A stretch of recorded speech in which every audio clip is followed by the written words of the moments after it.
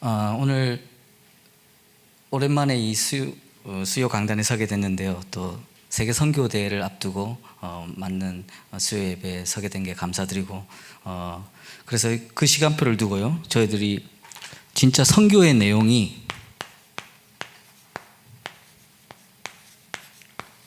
어떤 것인가를 다 같이 한번 확인하는 시간을 가지겠습니다. 물론 선교 대회를 통해서 구체적인 방향과 내용들은 또 유광수 목사님 통해서 우리에게 주실 것이고요. 하지만 그 이전에 우리가 조금 더 선교에 대한 복음적 이해를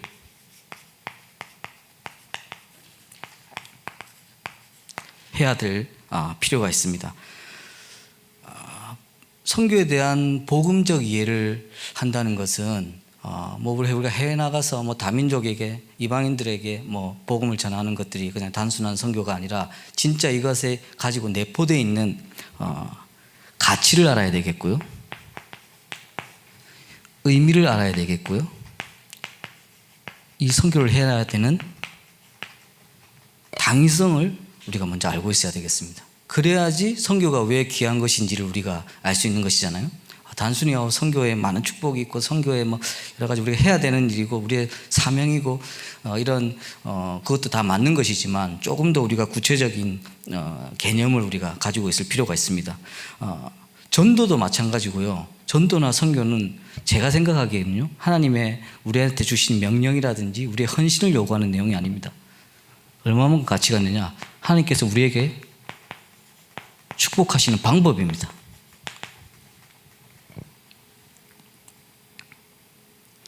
어떤 축복의 방법인지는 제가 본론에서 말씀드릴 거고요. 다시 한번 말씀드리지만 전도와 선교는 하나님께서 우리를 가장 축복하시는 방법입니다. 절대 우리의 사명, 우리가 헌신하고 수고해야 될 일이 아닙니다. 결심해야 될 일이 아닙니다. 하나님께서 우리에게 가장 축복의 내용과 방법으로 주시는 것이고요. 어떤 의미가 있냐, 이 선교가 가장 우리를 인도하시는 방법입니다. 말하자면 우리의 삶을 인도해가는 가장 내용과 방법이 저 선교 안에 들어있습니다. 그렇기 때문에 굉장히 의미 있는 것입니다. 우리 삶의 의미가 무엇에 의미를 두고 사는 것도 굉장히 중요한데, 사실은 세상 사람들은 어디에 의미를 둬야 될지 몰라가지고 되게 다양한 곳에 의미를 두잖아요. 그런데 우리는 저 선교의 방향을 맞춰도 최고의 의미 있는 인생이 될 수 있는 그 방법이 선교 안에 있는 것입니다. 그리고 왜 선교를 해야 되냐?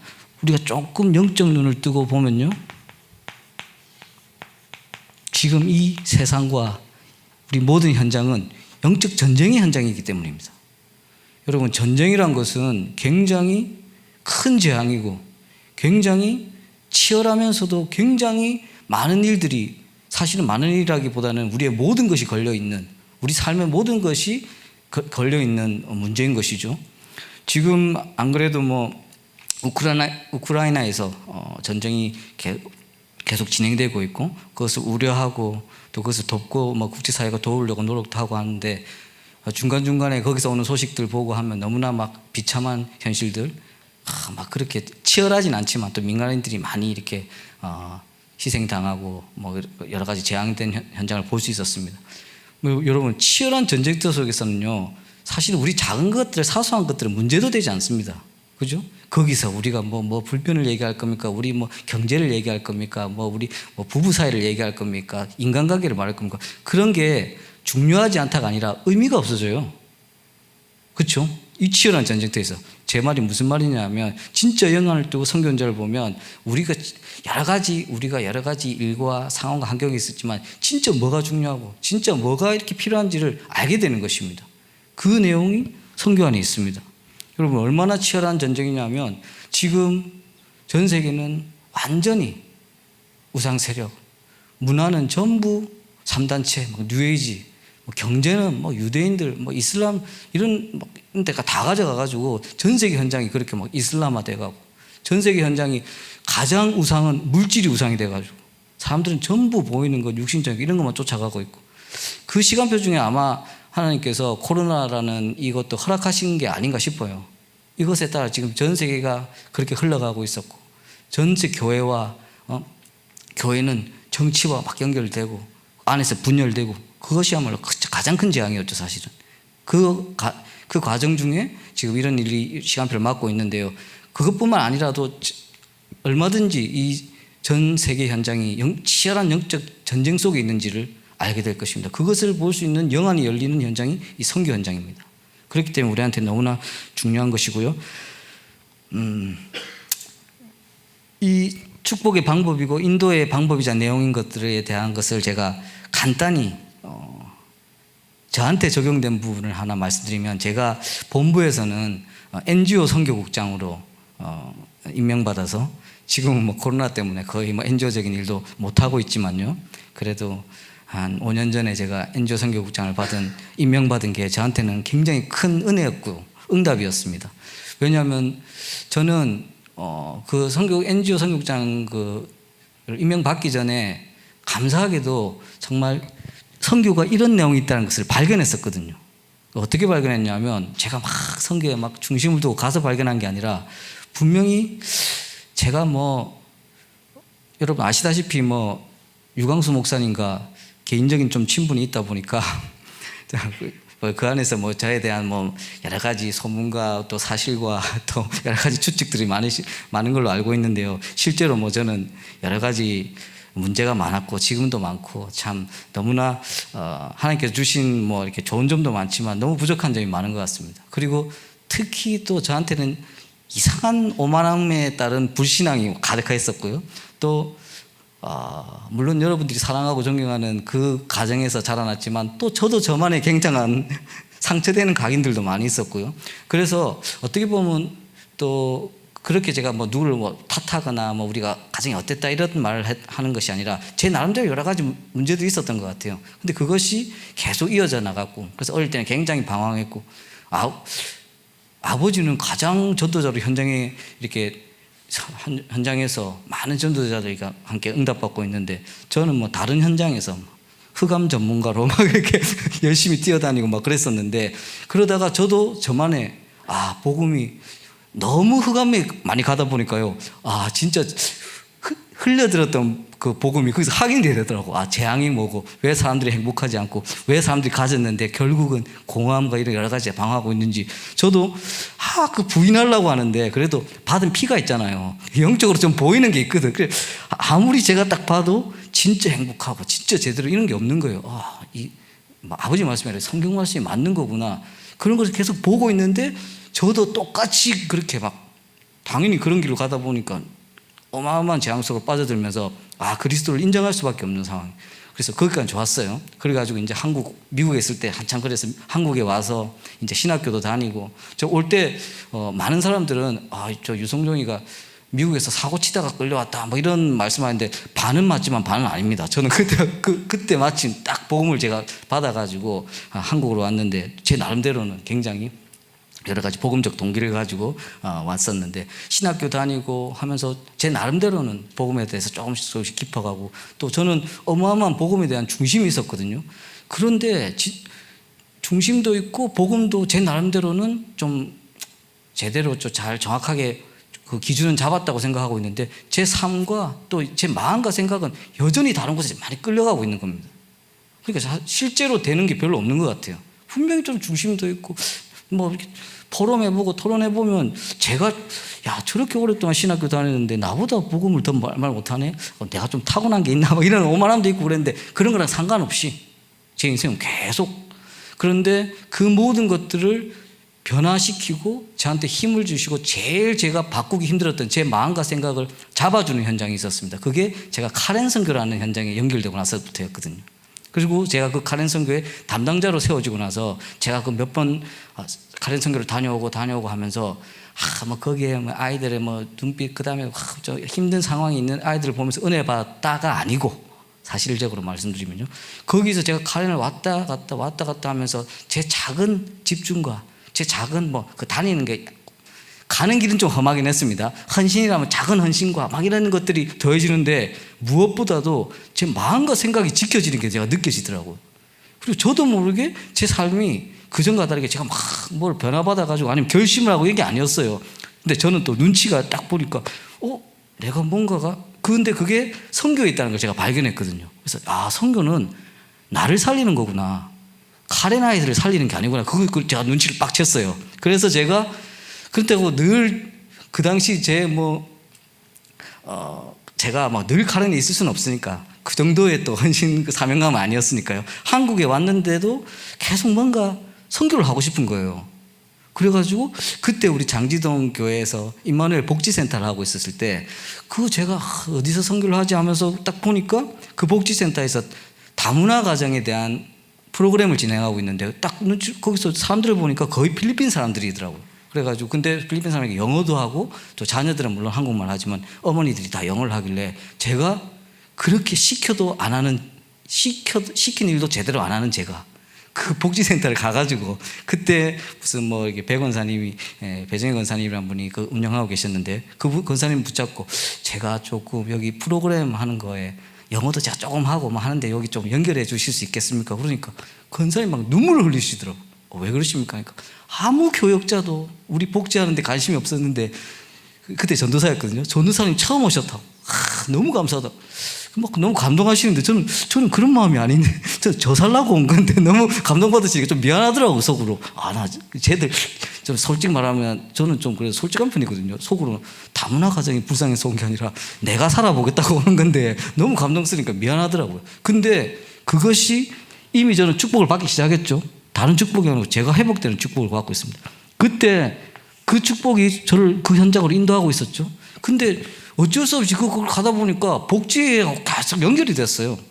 그래가지고 어쩌다 보니까 전도사한테 이제 복지 사명자들과 함께 다락방도 시작하고 뭐도 하고 그러다 보니까 복지국장도 되고 그 가운데 제가 그때가 한 2013년 14년이었는데 제가 계속 복전절도 보다 보니까 굉장히 인본주의적인 부분도 많고 위험한 부분도 많지만 복음으로 이것이 어떻게 접근해야 따라 굉장히 하나님께서 쓰일 수 있는 황금화장이 될 수 있다는 걸 제가 제 나름대로 봤거든요. 그래서 이거야말로 RTC의 내용이 아닐까라고 혼자 맞나 아닌가 하고 있는 순간 2016년에 제2RTC 시대 복지 NGO 다민족 원단 메시지 딱 나오더라고.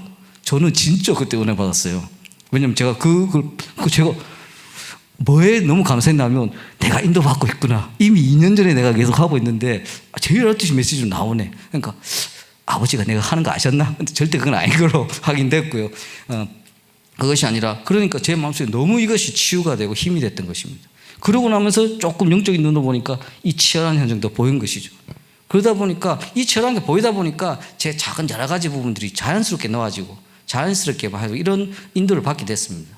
그래서 이 부분에 대한 저의 간증이 아니고 제 가장 모자란 부분이 가장 답을 받는 부분도 이 부분이었기 때문에 여러분도 이것이 적용이 되면서 이번 선교대회를 맞아야 되겠고요. 그래서 이것을 가지고 어떤 콘텐츠를 만들어낼 것인가에 대한 집중을 한번 해봐야 되겠습니다. 여러분, 영적 전쟁이라고 했죠. 전쟁은 막 동네 싸움, 치고박는 싸움이 아니죠. 전쟁은 그야말로 군사가 필요한 현장입니다. 그리고 막 우리 게릴라전으로 다니고 그럴 게 아니라 정말 이 종말의 때가 계속 다가오고 치열한 영적 전쟁의 시대가 왔기 때문에 강력한 무기를 가지고 싸워야 될 때입니다. 그리고 그 무기를 가지고 강력한 전략을 가지고 싸워야 됩니다. 그 모든 것들이 지금 일어나야 되는 시간표가 여기 있는 것이고요. 그러기 위해서는 저와 여러분들이 먼저 영적 군사로 서야 되겠는데 이 선교의 내용과 컨텐츠를 만들기 위해서 우리가 어떤 준비를 해야 될까?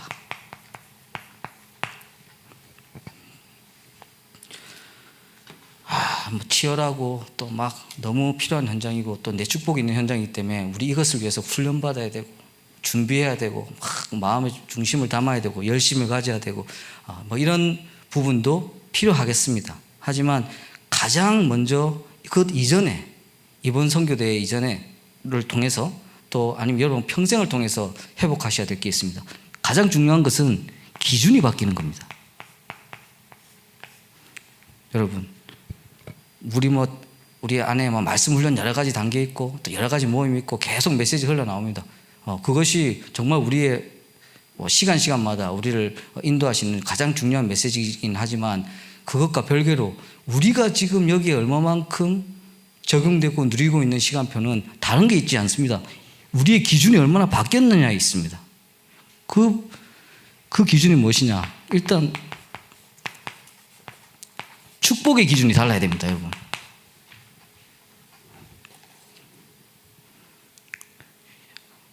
여러분 축복의 기준이 어디에 있냐를 여러분 정말 솔직하게 여러분에게 물어보셔야 되겠고, 진짜 솔직히 내가 무엇에 진짜 축복이라고 생각하는지를 확인하는 시간을 가져야 됩니다. 정말 당연한 말을 하겠습니다. 제가 구원에 있습니다. 너무나 당연한 말이지만 우리는 너무나 이것이 이제 익숙해져 있는 말이기도 하고, 너무나 이제 익숙해지면 그 가치를 모르기도 하고요. 또 우리는 익숙해지면 그것을 알고 누린다고 착각할 때도 있습니다. 하지만 이것은 가장 중요한 부분입니다. 왜냐하면 이것은 생명이기 때문이거든요. 다른 축복 영 말하기 전에 생명부터 말하고 가자고요. 여러분 그래서는 안 되겠지만 가정을 해서요. 요즘 몸이 좀 안 좋고 소화가 좀 안 된 것 같고, 아니면 가슴이 좀 답답해가지고 그냥 병원을 한번 갔더니 말기입니다. 여러분 그때요, 이거 다 바뀔걸요?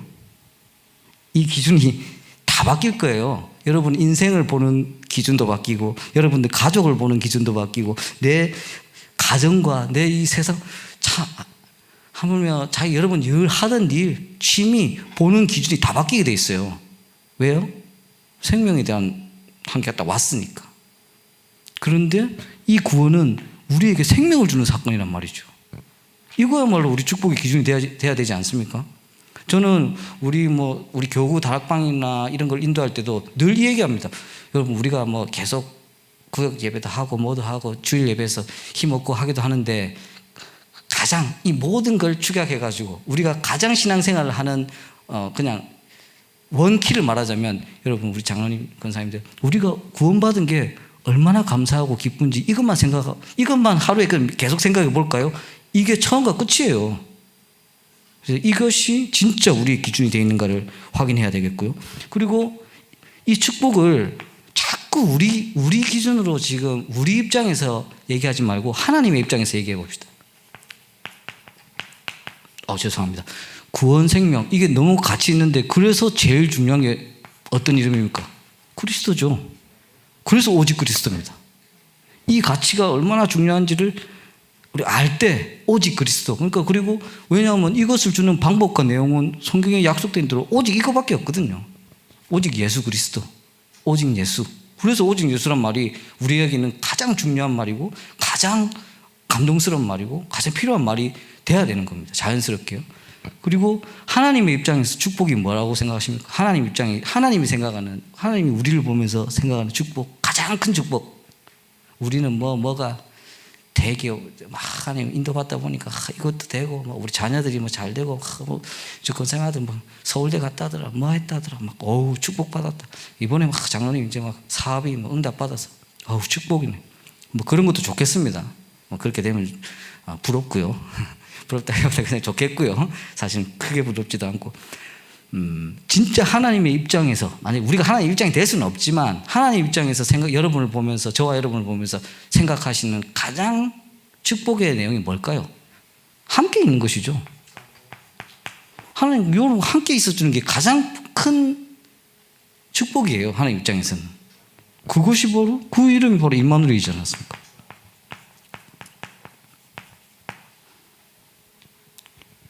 가장 우리가 기초적인 것이라고 생각하고, 가장 우리가 잘 아는 내용이라고 생각하고, 가장 많이 나오는 단어를 제가 지금 나열하고 있습니다. 지금 이거를 다시 한번 그냥 적으면서 다시 한번 그냥 순서로 지나가자는 게 아니고, 이게 진짜 여러분의 축복의 기준인가를 확인하라는 말씀입니다.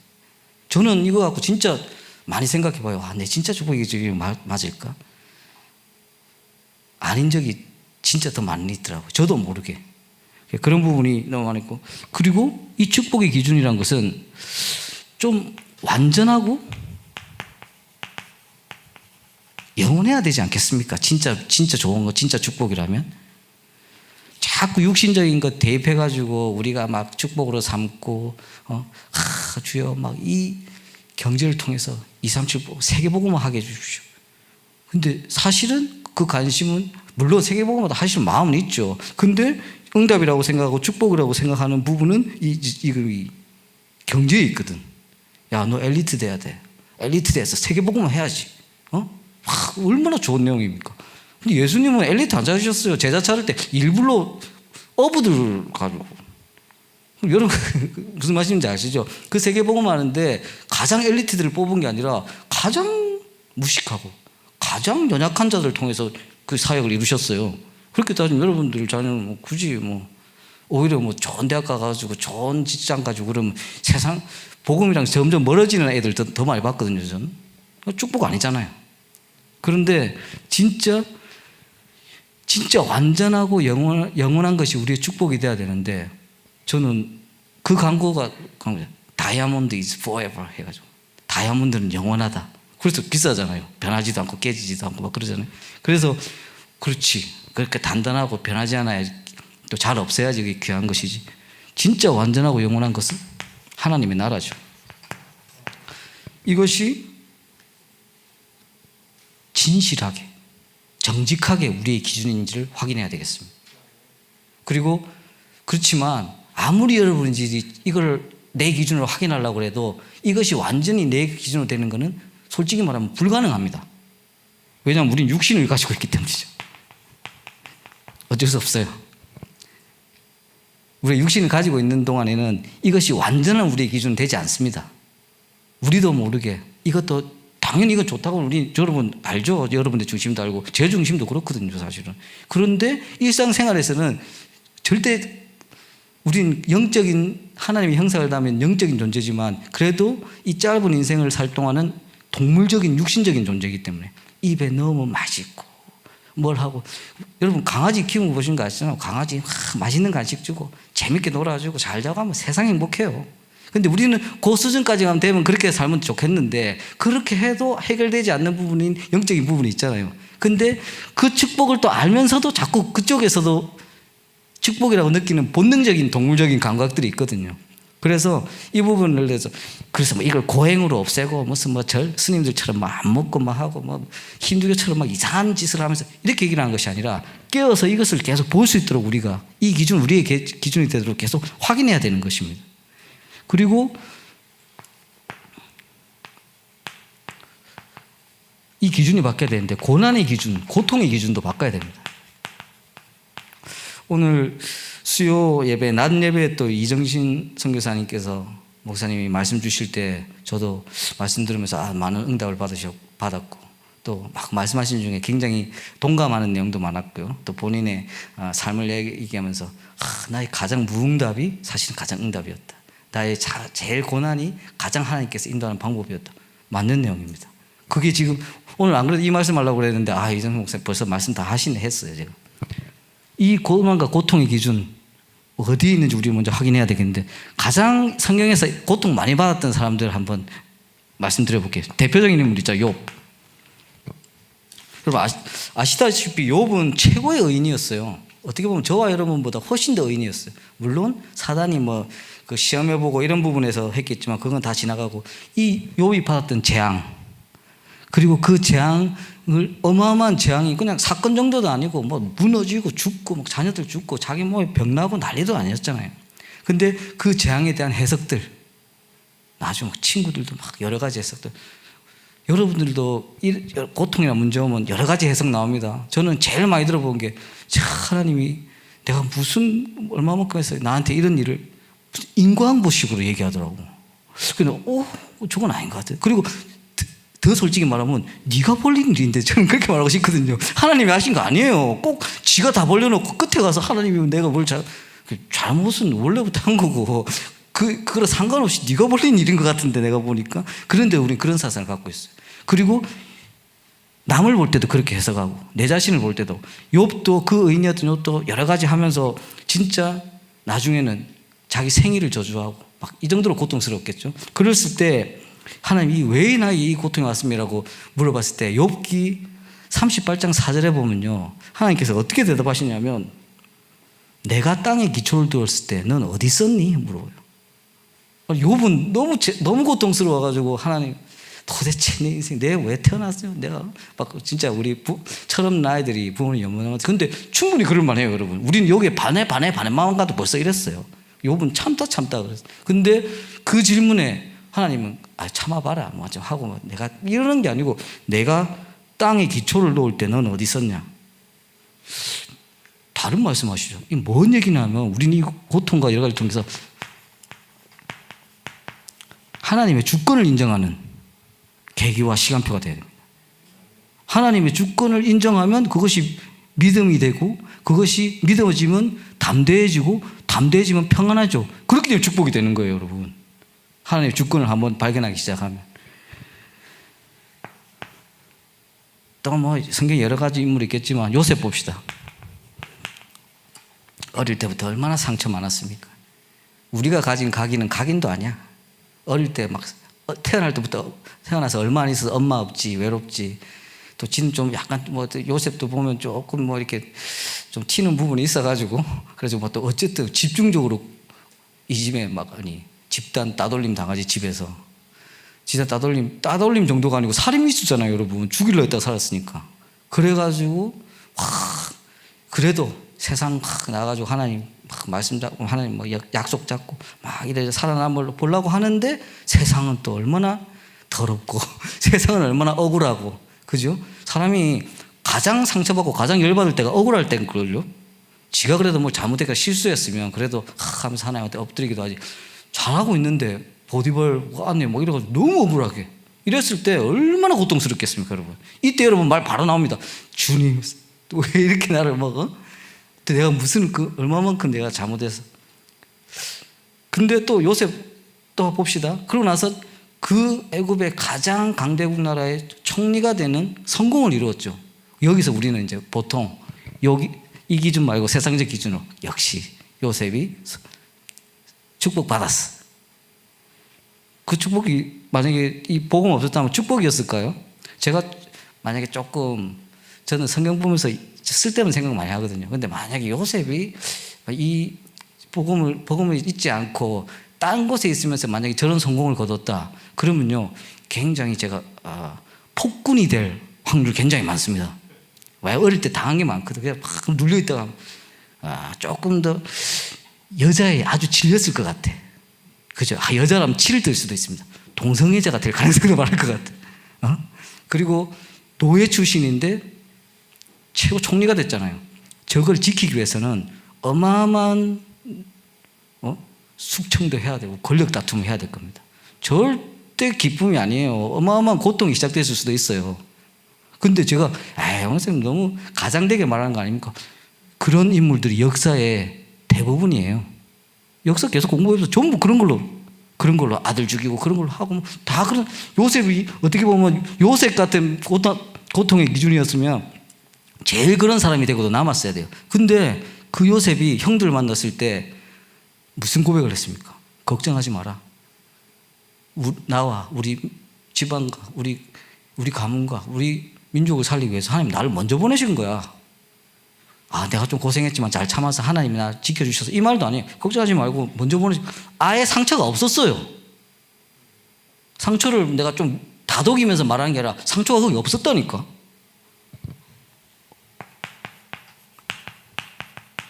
언약을 붙잡았기 때문에. 이 정도 언약이 우리가 지금 잡아줘야 되거든요. 선교하려면. 바울 봅시다. 제가 너무 가장 사랑하고 가장 존경하는 인물, 바울. 정말 진짜 바울의 편지 속에 그 한마디 한마디가 저는 진짜 너무 감동스러운 것 같아요.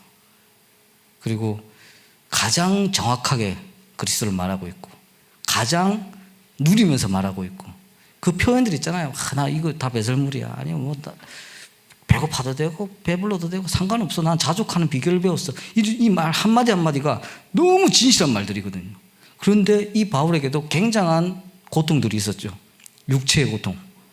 육신에 가시가 있다고 말할 정도로. 간질이 있었다, 안질이 있었다, 안질은 말하자면 눈에 눈곱도 끼고 이런 건데 내가 봤을 때는 너무 험했을 것 같아요. 왜냐하면 갈라디아 그 교회에서 내 모습을 보고도 시험에 받지 않는 당신들이 고맙다고 말할 정도니까.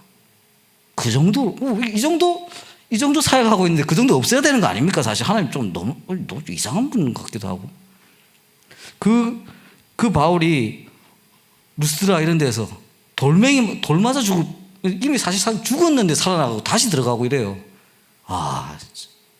그냥 한 대 맞는 것도 아픈데 돌에 맞으면 얼마나 아프겠습니까? 찢기면서 막 그런 고통.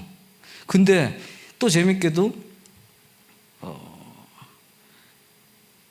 바울이 갈라디아 교회 이 교인들에게 말할 때는, 그 사역을 놓고 말할 때는 어떤 고통을 얘기했냐면 해산의 고통을 내가, 당신들이 그리스도 형상으로 회복되기 그 가는 과정이 나에게는 해산의 고통이다. 고통으로 따지면 제일 높은 단계가 뭐라, 뭐 저는 잘 모르지만 어쨌든 그거잖아요. 근데 바울은 딴 거 다 감사하고 찬양했는데 거기서 그만큼 그걸 얘기했어요. 그래서 와, 근데 그 바울이 가졌던 육신적 고통, 실제로 핍박들, 아니면 그 내부에서도 그 여러 가지 해산의 고통이라고 말하자면 바울한테는 제일 큰 고통이었겠죠. 그 고통 속에서 바울이 계속 지켰던 게 뭡니까? 소명이었습니다. 자기 핍박하던 예수다고 자기를 불렀던 그 예수님의 그 부르심에 대한 내용들을 알고 있었기 때문에 나의 육신의 약함이 오히려 그의 강함이니까 좋고, 이거 뭐 받는 거 이거는 뭐 내가 죄인 중에 괴수인데 뭐 이거 그런 항상 가장 그런 또 사역 중에 있는 사람도 가장 사랑하는 자고 동역자고 보호자로 세워나가던 그 소명을 가진 이 기준, 이 축복의 기준과 이 고통을 해석하는 내용들이 좀 나오면 이게 사명으로 연결되는 거예요, 여러분.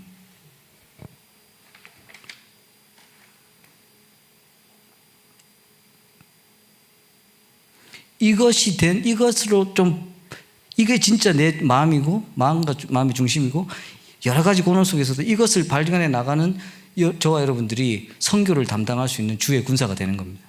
훈련을 계속 받고, 막 계속 메시지 되뇌이고, 막 듣고, 이것도 중요합니다. 하면, 근데 그런 걸 받을수록 이 기준이 바뀌는 그걸로 들어가야 되는 거지, 그것에 막 무조건 듣고 말하는 말씀에 의지해서는 안 되는 것이죠. 그랬을 때는 진짜 하나님께서 하시는 능력들이 그 현장에 나타나지 않는 것입니다. 그리고 이것을 가지고 이제 우리의 내용, 컨텐츠를 만들어 나갈 것입니다. 여러분, 이것을 보고 이렇게 해석하는 사람들에게는 가장 따라오는 것이 무엇이냐면 누림입니다.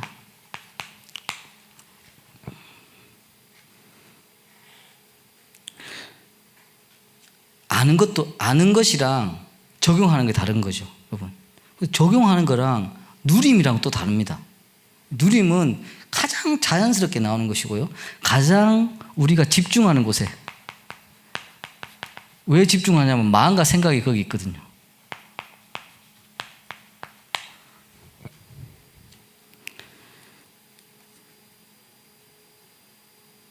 진짜 우리 이 눈으로 보고 이 축복이 내 축복이고, 또 이 여러 가지 삶의 여러 가지 시간표 속에서 이걸 회복하고 있을 때 가장 이 복음이 나의 누림으로 될 수 있도록, 진짜 이 그리스도를 얘기했는데 이 항상 기뻐하고 감사할 수 있는 그 내용 이 안에 있는 거 있잖아요. 그게 진짜 우리 누림이 될 수 있도록, 그리고 또 여러 가지 사건, 만남 이런 것 속에서도 진짜 이것이 우리의 누림이 될 수 있도록. 또 우리는 육신적인 것이라 다른 거 막 좋은 거 많아요. 저는 요즘에 자전거에 조금 빠져가지고, 저 원래 좀 타는 걸 좀 좋아하거든요. 이것저것 많이 타고 다니는데 자전거에 빠져가지고 틈만 나면 전 중고자도 자전거를 계속 보고 있더라고. 왜냐하면 그 자전거 타고 한가하게 달리고 있으니까, 야, 우리나라가 자전거 길이 그렇게 좋은지 이제 알았어요. 보니까 특히 얼마 전에 봄 이럴 때, 꽃필 때 자전거 탁 달리면서 찬양 같은 거 들으면서 딱 달리면, 와, 너무 저절로 막 이게 감성에 취한 건지 뭐 은혜에 취한 건지 모르겠는데 반반인 것 같아요. 그리고 저도 모르게 틈만 나면 자꾸 뭐 이렇게 중고 사이트 들어가지고 자전거 좀 괜찮은 거 없나, 사지도 않을 거면서 계속 보고 있어. 보고 타고 다니는 저를 상상하고. 왜 집중하고 있습니까? 내 마음과 생각이 거기 뺏겨 있거든. 그러다가도 저는 그것뿐만 아니라 여러 가지 그런 게 많아요. 저는 너무 육신적인 인간인가 봐. 근데 저는 그럴 때마다 진짜 이 누림이 다시 이 누림이 되도록 다시 기도합니다. 그리고 감사하게도 고통이 찾아오길래 또 저절로 누림이 되더라고. 계속 이거만 있으면 여러분, 진짜 우리가 늘 좋고 늘 경제적으로 행복하고 늘 건강하고 막 이랬을 때, 여러분들이 그럼에도 불구하고 계속 영적인 걸 누릴 수 있는 사람이라면 진짜 대단한 사람이에요. 하지만 우리는 얼마나 사실은 동물적인 존재냐, 이런 것들이 계속 찾아와 줘야지 사실은 이 기준으로 다시 돌아가거든요. 그래서 진짜 이 누림이 우리의 전도의 컨텐츠고 선교의 컨텐츠입니다. 조금은 제 개인과 우리 교회 이제 교회의 내용이 있어야 되겠는데요. 조금은 제 개인적인 부분을 적용해서 말씀드리겠습니다. 왜냐하면 우리 교회는 너무나 많은 렘넌트 237 뭐 다 이런 부분에 대한 사역들이 많이 있는데 저는 조금 제가 지금 몸담고 있는 사역의 관점으로, 근데 그 관점이 절대 저와 연결돼서 그렇다고 생각하지 않습니다. 좀 복지적인 부분, 제가 말씀드렸잖아요. 선교에 약간 눈 뜨고 축복 발견해가지고 가서 그 선교 따라갔는데 임마누엘 교회가 그때 뭐 건물을 뭐 조금 우리가 뭐 실수해서 또 잘못 이해해서 샀던 그 부분이 그 복지로 돼 있기 때문에 복지를 어쩔 수 없이 한 거지. 근데 저는 이제 선교 때문에 그 복지 연결됐는데 저는 그때 계속 든 생각이 저 혼자 그렇게 생각했어요. 아무한테 말을 하면 이건 또 욕먹을까 말 못했는데 그때 이게 우리 뭐 누가 잘못 생각하고 실수해서 지금 복지 잘못한 거 아닌 것 같은데 하나님께서 우리 복지가 뭔지를 깨달으려고 일부러 이렇게 하신 것 같은데 하나님은 하나님의 교회를 반석 위에 세우시는데 왜 이런 거에 세우셨을까? 하도 우리가 아예 이미 메시지는 나오고 해도 하도 모르니까 이거 하라는 것 같은데라는 말을 남한테 하면 욕먹을까 봐 저는 그렇게 생각하고 있었어요. 근데 또 그런 복지가 제대로 여러 가지 시도는 있었지만 시간표가 아니었던 것 같습니다. 그리고 나서 이제 지금 우리 광주의 새 성전에서 또 여러 가지 시간표를 맞이하고 있는데 저는 복지에 대해서 나름대로는 좀 복지 사회가 있기 때문에 저 큰일 났는데 저거 복지로 돼 있는 땅 저걸 누가 살까? 근데 서울시에서 저는 저거 애물단지 되겠다. 제 수준에 그렇게 생각했어요. 그럼 서울시에서 사가지고 오히려 그보다 훨씬 더 많은 금액으로 또 근데 애석하게도 복지에 써야 되는 돈으로 넘어갔죠. 저는 여기에도 돈이 많은 금액이 커져서 갔다는 게 아니고 지금 떠밀고 계신다는 느낌이 들어요. 왜 복지를 해야 되냐? 복지는 굉장히 우리에게 말씀을 주셨던 황금어장이기도 하고요. 근데 황금어장이 되기 위해서는 굉장한 이면 전략이 필요합니다. 말하자면 이면 전략은 이거 하는 척 하면서 이거 하는 거에 또 이면 전략이겠지만 진짜 세상적인 것도 제대로 하면서 진짜 복음의 깊이로 들어간 게 저는 그게 이면 전략으로 생각해요. 세상적인 부분은 대강 이렇게 커버하고 복음으로 깊이 들어가자. 이것도 아니에요. 열심히 하고 이러면서 대부분 이거 복음적인 거는 조금 양보하면서 가자. 이것도 이면 전략 아닙니다. 대부분의 기독교 복지가 미랄 복지나 이런 여러 가지들이 잘하고 계시지만 제가 우리 복지 수준으로서는 말도 꺼낼 수 없는 규모와 노하우지만 저는 그렇게 흘러가는 거 많이 봤거든요. 근데 진짜 앞으로 치유와 회복과 또 복지란 게 모든 계층을 대상으로 청소년 청소년대로 노인은 노인대로 다문화는 다문화대로 연결되어 있잖아요. 저게. 그래서 하나님이 자꾸 우리 모든 말하는 현장이 저기 있기 때문에 이거를 시스템으로 만들기에 가장 좋은 내용들이 이 안에 있거든요. 그래서 그걸 상기시키라고 하나님께서 우리 장지동에 저는 머무르게 하셨던 것 같아요. 그래서 여러분 제가 복지 담당으로 있고 우리 이근자 권사님께서도 우리 렘넌트 주간 보호센터 정신지체 아이들과 또 사역을 진짜 오랫동안 해오시고 제가 그 복지에 눈뜨기 시작할 때 가장 또 옆에 계셨고 그래서 제가 또 매주 수요일마다 그 현장 가서 예배 드리고 저는 그때가 제일 그리우기도 하고 너무 저한테 은혜되는 시간이고 진짜 예배 드릴 때 가관이거든요. 너무 막 하면 여기서는 이 소리 내고 아이들이 다 각기 다른 특징이 있기 때문에 한 명은 진짜 정신 좀 영적으로 깨야 되는 게 찬송을요 굉장히 똑바로 부르는 것처럼 꺾어. 그리스도는 딱 딴 걸 계속 여기 저도 모르게 하다 보면 얘를 따라가게 돼 있고 이런 식으로 어떤 아이들 갑자기 점프해가 빰 때리고 난리나고 쟤랑은 또 제 앞에 우리 그 친구 덩치 좋았던 친구 걔는 일어나가지고 체육복을 막 이까지 가슴까지 올려요. 그러면 제가 뒤에 앉아 있으면 그 아이의 똥꼬를 보고 있으면 내가 야 이거 내려주고 싶고 막 이래요. 근데 그 아이들이 한 번 막 그리스도 얘기하고 한 번 예수 그리스도 하면 또 우리 너무 기뻐하고. 근데 저는 그 현장 보면서 저 아이들이 저렇게 겨우 예수 그리스도 하는 이 모습이 영적으로는 내 모습이 아닐까 저는 그렇게 생각했어요. 근데 막 그런 식으로 할 때 뭐 그건 둘째치고 그렇게 지금 이건영 원사님 이런 분들 저분이 생계하기 위해서 여기 이 현장 계신 거 아니거든요. 저는 이건영 원사님이 지금 우리 교회 와서도 죄송한 말씀이지만 우리 교회가 그래 복지를 했으니 밀어줄게 제대로 해봐라 이런 분위기는 아직 아니에요. 굉장히 고생하면서 계세요 다들. 근데 여기 왜 있느냐, 이 복지를 향한 하나님의 계획이 뭔가를 봤기 때문에 그 시간표를 기다리고 있는 거거든요. 그랬을 때 지금 우리 여기 같이 얘기 드리고 있는 모든 성도님들이 이제 임마누엘 복지센터 저기 장지동에서 끝났으니까 이제 우리 교회 마음껏 우리 것대로 사용하면 되겠다, 이 수준으로 하나님 큰 성전 주신 거 아니에요. 무조건 현장이랑 연결돼야 돼요. 근데 희한하게도 그 장지동 연결되어 있기 때문에 그 복지로 지금 중간에 걸려 있죠. 자, 니네들이 좋아하는 경제도 여기 있는데 해봐라.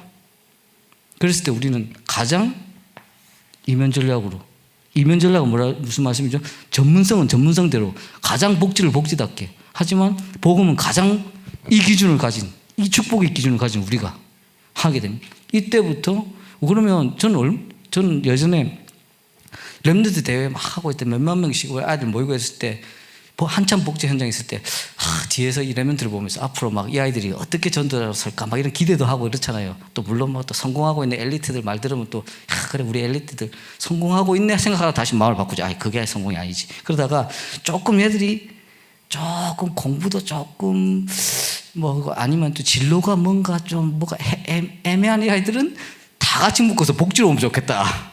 그러면 나중에 시스템 만들면 치유도 되고 생계도 되고 뭐 다 저 혼자 그런 막 그림을 그리고 그랬어요. 근데 사실적이거든요 거기. 그리고 복지라는 게 아시다시피 복지의 가장 무서운 게 뭐냐면 민원인데, 뭐만 했다면 민원 걸고 뭐만 했다면 막 종교적인 거다, 막 종교적 중립 안 지킨다 막 난리 나는데, 진짜 살아나는 복지 현장은 그런 말 사라져요. 진짜 살아나는 어린이집 그 아줌마들 부시자 다 와갖고도 종교 예배를 드려. 더군다나 다락방 말하는 사람 한 번도 없는 현장 제가 많이 봤어요. 그냥 애들 다 살아나 있으니까. 동네 소문이 났어. 저기 가면 애들이 이 복지가 우리 돼야 되는군요. 그걸 위해서 우리 지금 준비해야 되는 이 새 성전에서 이걸 우리 좀 준비해야 돼요. 근데 이 말씀을 드리면서도 저는 너무 죄송한 게 이 일에 제 나름대로는 국장이기 때문에 가장 열심히 선두를 했어야 되는데 가장 교회가 아직 별로 관심이 없지 하면서 제가 계속 지체됐던 게 좀 사실이기도 하고요. 저도 또 나서봤자도 이상하잖아요. 그런데 이번 선교대회를 통해서 또 여러분 우리 교회에 새로운 시간표를 두고 이 복지에 대한 부분을, 복지만 제가 강조하는 거 아닙니다. 우리 모든 기능국들이 다 중요한데요. 복지는 하나님께서 특별히 우리 교회에 지금, 왜냐하면 제2RUTC의 메시지를 영성 우리 당회장님 통해서 주셨는데 그 현장이랑 하나님 우리 지금 엮어 놓으신 거예요. 성취하라고, 실현하라고. 이 부분에 대한 여러분들 눈을 좀 떠주시고 관심과 기도와 앞으로 우리 교회에서 어떤 복지적인 일이 벌어진다, 아니면 자원봉사를 모은다, 이럴 때 여러분 참가해 주시고 기도해 주십시오. 그게 무슨 프로그램 하려고 하는 게 아닙니다. 우리 체질이 워낙 오직 복음만 돼가지고 그것만 생각해가지고 오직 복음만 해야지 뭔 복지냐, 오직 복음만 봐야지 뭔 상담이냐, 오직 복음을 전달하려고 하는 거예요. 여러분 언제까지 오직 복음 오직 우리끼리 하고 있을래요? 전달될 때 살아나요. 성경 현장 갈 때 내가 살아난다고. 그렇죠? 뭐 앞으로 뭐 계속 언제까지 벨 눌리고 있을 거야? 언제까지 놀이터에서 놀고 있는 애들 말 걸어가지고 뭐 영접할래 이러고 있을 거예요. 이제 시스템으로 진짜 그냥 복음 안 들어도 돼. 편안하게 복지 누려라. 하지만 뭔가 다르지? 뭔가 살아나지? 뭘까? 복음이야. 이렇게 말할 수 있도록 돼야 돼요. 그걸 지금 장기적인 플랜을 두고 하나님께서 우리 교회를 이끌어가고 계신다는 걸 여러분 눈을 뜨고 보셔야 돼요. 이 부분에 대한 기도와 관심과 또 원네스가 필요합니다. 앞으로 우리 성교 컨텐츠가 237을 돼야 될 건데 말하자면 237은 세계복음화죠. 세계복음은 자꾸 제 입장에서 말씀드린 것 같아서 죄송한데 저는 이 부분은 앞으로 내용 중에 NGO는 분명히 있어야 된다고 생각합니다. 왜냐하면 세계복음화 하려면 아까 말씀 영적 전쟁의 현장인데 뭔가 무기도 필요하고 플랫폼이 필요하잖아요. 플랫폼으로 필요한 거예요. NGO가 뭐냐? 이 복지가 확대된 게 그냥 NGO예요, 여러분. 그렇잖아요. 또 왜냐하면 점점 더 복음의 문은 닫히고 있고 말씀의 문은 닫히고 있고 좀 이런데 지금 이단들은 가장 통일교 NGO들 와 어마어마합니다. 전 세계 갈 때마다 모든 장관들 모든 다 오픈.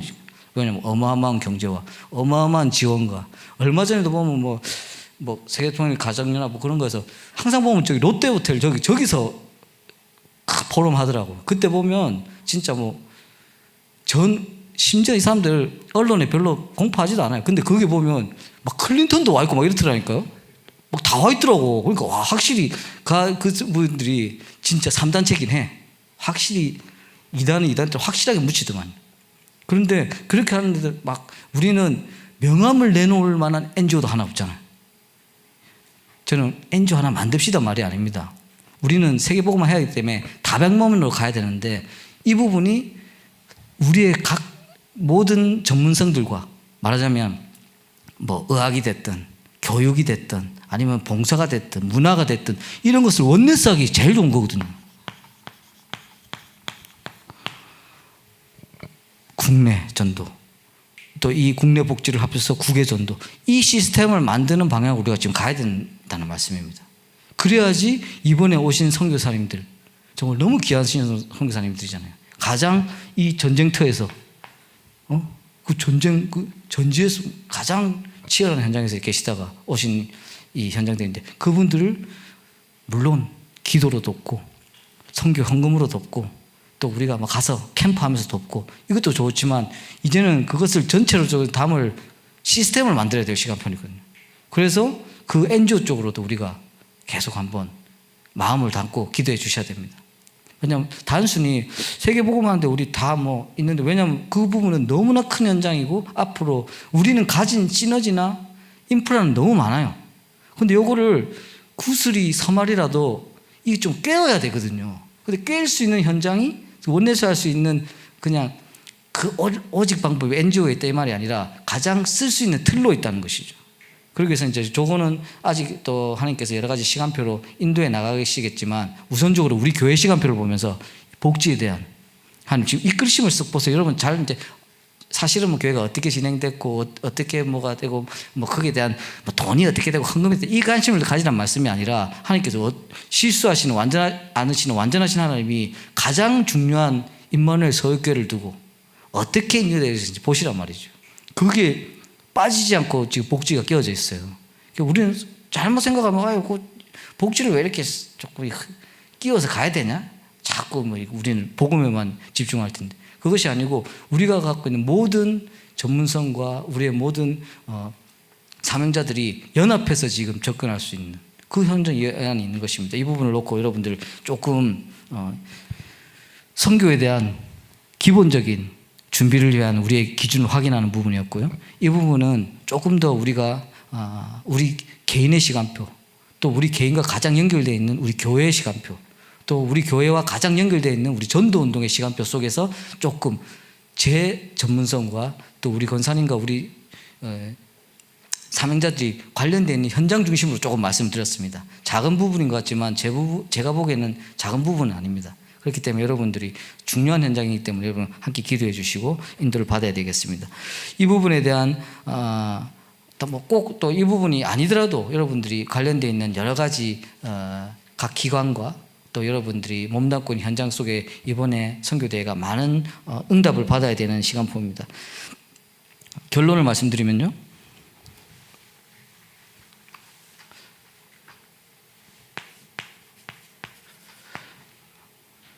우리는 이 기준을 가진 그리고 이 문제를 이겨낼 수 있는 그 능력이라고 표현하는 그렇지만 그것을 가지고 있다면 우리는 저절로 영적 서밋입니다. 다른 것으로는 우리는 서밋 말할 게 없어요. 여러분 뭘로 서밋 하겠어요? 서밋은 세상에서 말하면 대통령이에요. 무슨 동네 반장도 못하면서 우리가 무슨 서밋이라고 말할 수 있습니다. 하지만 요 기준을 가진 사람은 영적 서밋이다. 저는 그거 보면서 제가 갑자기 탁 떠오르는 생각이 있었는데 여러분 아시다시피 부의 편중이 굉장히 큰 문제인 거 아시죠? 부의 편중. 그 부의 편중을 말할 때 가장 잘 쓰는 단위가 하나가 전 세계 1%가 갖고 있는 부가 나머지 99%가 갖고 있는 부보다 많다는 거 아시죠? 실제로 전 세계 1%가 사실 또 1%에서 더 들어가도 돼요. 0. 몇몇 %가 갖고 있는 부가 그 나머지 99.9 뭐 이렇게 갖고 있는 사람보다 더 크다고 지금 얘기되어 있어요. 근데 저는 영적 서밋에서는 제가 반대로 말하겠습니다. 1%의 복음 깨달은 자의 영적인 힘과 흐름이 99%의 무신장과 우상들과 성보다 더 힘이 세다. 그래서 우리는 영적 서밋이 될 수 있는 거예요. 세상 서밋은 어차피 안 되니까 포기하자고. 되고 싶은데 포기하자가 아닙니다. 그거 뭐 해서 이건희 회장 가실 때 몇 조 뭐였습니까? 가는 딴 데 계실 거야. 근데 우리는 진짜 영원한 것 붙잡고 영적 서밋이 되는 이 축복을 누려야 되겠고요. 여러분, 이 기준으로 보고 이런 방향들 꼭 복지나 엔지오 안에도 여러분 방향이 보였을 때 그때 필요한 게 오력이에요. 딴 때는 오력 필요 없습니다. 없을수록 더 임마누엘 하는데 여러분, 아프면 임마누엘 더 할걸요? 딱 말하면 여러분 갑자기 철학에도 막 나오고 합니다. 하나님 입장에서는 고민되지. 그런데 이게 기준이 되면 오력 필요합니다. 그렇죠? 이유 있는 오력이 필요합니다. 그리고 이번 시간표를 지금 코로나도 회복되고 선교사님들 모이고 또 우리 교회도 지금 여러 가지 지금 보면 여러분 자세히 보시면 우리 또 전도운동의 흐름도 많이 바뀌고 있거든요. 이제는 중요한 이정표라는 사실을 알아야 되겠습니다. 이 부분에 대한 영적인 눈을 뜨고 이 시간표를 감당할 영권을 가질 수 있는 저와 여러분이 되어야 되겠습니다. 이 일에 가장 중요한 증인이 될 수 있도록 또 이 귀한 시간표에 우리 임마누엘 소유교회가 우리에게 주신 귀한 사명을 우리가 부담으로 감당하는 것이 아니라 가장 누림으로 감당할 수 있는 이 일에 저와 여러분들이 증인되기를 축복드리겠습니다. 하나님, 우리 귀한 사명자들과 함께 하나님께서 주신 완전한 언약, 영원한 언약을 다시 한번 확인하는 예배 시간 주심을 감사를 드립니다. 정말 우리의 축복의 기준이 참 임마누엘의 기준이 되게 하시고 때로는 우리의 여러 가지 고난과 고통 속에서도 그것이 단순한 전화위복이 아니라 하나님과 임마누엘의 축복을 다시 회복하는 가장 능력의 증인이 될 수 있도록 우리를 인도하여 주시옵소서. 정말 이 비밀을 아는 영적 서밋이 정말 인도를 받아가는 선교의 응답이, 전도의 응답이 무엇인지를 보일 수 있는 증인 될 수 있도록 우리를 축복하여 주시옵소서. 이 모든 말씀 살아계신 예수 그리스도 이름으로 기도드렸습니다. 아멘.